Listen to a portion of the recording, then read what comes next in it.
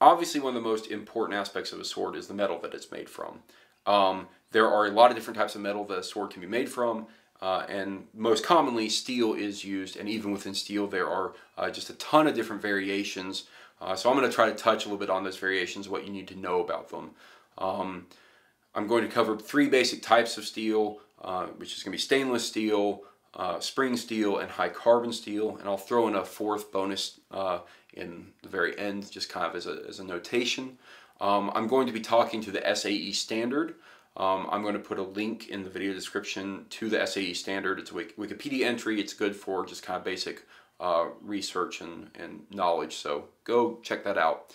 What I will tell you is that most steels in the SAE standard have usually a 4-digit number. Sometimes it's 3, sometimes it's 5. That number represents information about the steel.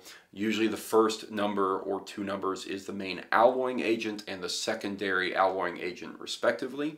And the last 2 numbers are the carbon content in the steel.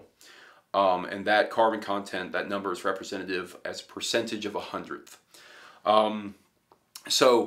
Speaking first to stainless steel, the most common one is 440. 440 steel is a really good steel for like cutlery and small knives. It's used really common in kitchen knives, but it doesn't work well for swords because 2 main features of stainless steel is that it's rigid and it's brittle.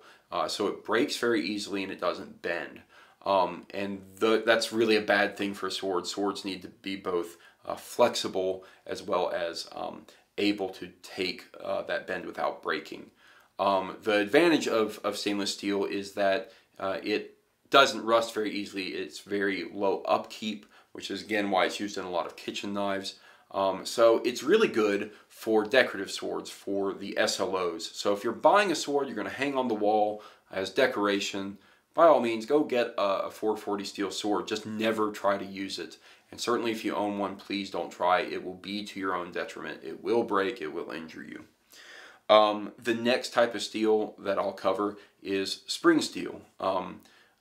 Usually it's a chromium steel, spring steel is. A very common one is 5160. 5160 steel, when it's heat treated properly, it's flexible, it's rugged, it's sturdy, and it will have a good hardness to it, so it won't be soft and it will always kind of snap back to its position. So if you see 5160 steel, it's a good steel as long as it's obviously heat treated properly. That really applies to both that and high carbon steel. For high carbon steel, there's kind of a good range that's pretty common. You see either anywhere from 1055 to about 1075. So it's 1055, 1065, 1075. Those type of steels are really good. The more carbon content, the harder it will be, but usually the less flexible. In general, if it's within that range, it's perfectly good for a sword. If you go too far above or below it, it may not be quite as good of a steel for a sword. So just be aware that when you see a high carbon steel, it falls within the range of 1055 to 1075, usually best.